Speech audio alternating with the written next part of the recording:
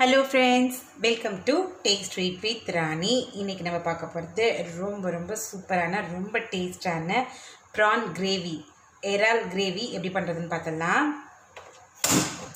அதுக்கு நான் ஃபஸ்ட்டு கடாய் எடுத்திருக்கேன். இதில் கொஞ்சமாக நல்லெண்ணெய் சேர்த்துக்கலாம். 2 டேபிள் ஸ்பூன் அளவு நல்லெண்ணெய் சேர்த்துருக்கேன். எண்ணெய் சூடாயிடுச்சு. இப்போது இதுக்கு நான் அரை ஸ்பூன் சோம்பு எடுத்திருக்கேன், அரை ஸ்பூன் ஜீரகம், அரை ஸ்பூன் மிளகு எடுத்திருக்கேன். இது எல்லாத்தையும் ஃபஸ்ட்டு உள்ள சேர்த்துடலாம். சேர்த்து லைட்டாக ஃப்ரை பண்ணிக்கோங்க. மாதிரி பொரிஞ்ச உடனே இதில் நான் 50 கிராம் சின்ன வெங்காயம் எடுத்து பொடியாக கட் பண்ணியிருக்கிறேன். கொஞ்சமாக கருவேப்பிலை ஃபஸ்ட்டு சேர்த்துக்கலாம். சின்ன வெங்காயம் 50 கிராமில் பாதி அளவை இப்போ உள்ள சேர்த்துடலாம். மீதி பாதி வதக்கி சேர்க்க போகிறோம், அதனால் இது தனியாக வச்சுருங்க. வெங்காயம் லைட்டாக வதங்கட்டும்.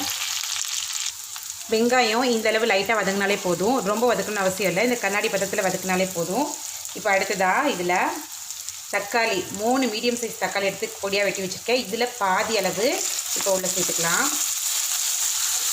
மீதி பாதி வதக்கி சேர்க்கறதுக்காக செப்பரேட்டாக வச்சிடலாம். இப்போ தக்காளி லைட்டாக வதங்கட்டும். தக்காளியும் லைட்டாக வதங்கினதுக்கப்புறம் அரை ஸ்பூன் மஞ்சத்தூள் எடுத்துருக்கேன். இது போல் சேர்த்துக்கலாம். மஞ்சத்தூள் சேர்த்துட்டு லைட்டாக எல்லாத்தையும் மிக்ஸ் பண்ணதுக்கப்புறம் 2 டேபிள் ஸ்பூன் அளவுக்கு குழம்பு மிளகாய் தூள் எடுத்திருக்கேன். இதை உள்ளே சேர்த்துக்கலாம்.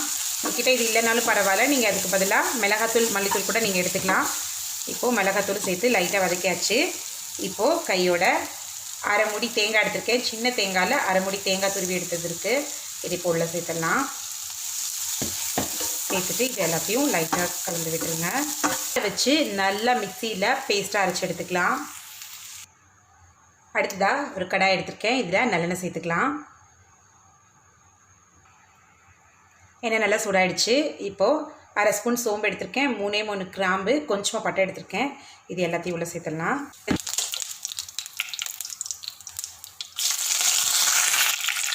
கருவேப்பிலை சேர்த்ததுமே நம்ம 50 கிராம் சின்ன வெங்காயத்தை எடுத்து பொடியாக கட் பண்ணி பாதி வதக்கி சேர்த்துட்டோம். தக்காளியும் அதே மாதிரி 3 மீடியம் சைஸ் எடுத்து பாதி அளவு வதக்கி சேர்த்துட்டோம். இப்போ பேலன்ஸ் பாதியை இப்போ இதில் போட்டு வதக்கிக்கலாம். ஃபஸ்ட்டு வெங்காயம் சேர்த்துக்கலாம். வெங்காயம் ஓரளவு வதங்கிருச்சு. இப்போ அடுத்ததாக இதில் 1 டேபிள் ஸ்பூன் அளவு இஞ்சி பூண்டு பேஸ்ட் எடுத்திருக்கேன். இது போல் சேர்த்துடலாம். இஞ்சி பூண்டு பேஸ்ட்டு பச்சை வாசனை எல்லாம் போயிடுச்சு. இப்போ அடுத்ததாக பேலன்ஸ் பாதி இருக்கிற அந்த தக்காளியும் உள்ள சேர்த்துக்கலாம். தக்காளி நல்லா வேகட்டும். தக்காளி நல்லா வதங்கிடுச்சு. இப்போ அடுத்ததாக ப்ரானை க்ளீன் பண்ணி மஞ்சத்தூள் போட்டு தண்ணியில் அலசி எடுத்திருக்கேன். 300 கிராம் அளவு. இது இப்போ உள்ளே சேர்த்துடலாம். சேர்த்து எல்லாத்தையும் ஒரு நல்லா கலந்து விட்டுடலாம்.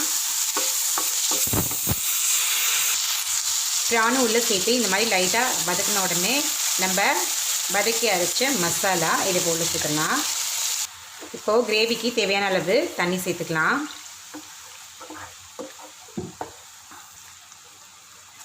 உப்பு சேர்த்து எல்லாத்தையும் ஒரு நல்லா கலந்து விட்டுருங்க. நம்ம மஞ்சத்தூள் ஏற்கனவே மசாலாவில் வதக்கி அரைச்சிருக்கோம், அதனால் நான் இதில் தனியாக போடலை. அவ்வளோதான். இப்போது மூடி போட்டு வச்சிடலாம். ப்ரான் ரொம்ப நேரம் வேகணும்னு அவசியம் இல்லை, சீக்கிரமே வெந்துருங்க. அதனால் கொஞ்சம் நேரம் வெந்தாலே போதும். நல்லா மசாலா பச்சை வாசனை எல்லாம் போயிடுச்சு. இப்போ நான் இதில் 4 முட்டை அளவு உடச்சி ஊற்றிக்க போகிறேன். எல்லாத்தையும் இந்த மாதிரி சேர்த்துட்டு மூடி போட்டு வச்சுருங்க. முட்டையை கலக்க வேண்டாம்.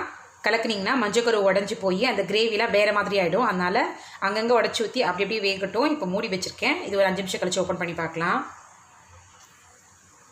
இப்போ முட்டையெல்லாம் வெந்து நல்லா மேலே வந்துருச்சு பாருங்கள். லைட்டாக மிக்ஸ் பண்ணிக்கலாம். இப்போது ஃபைனலாக இதில் மல்லி இலை தூவிக்கலாம்.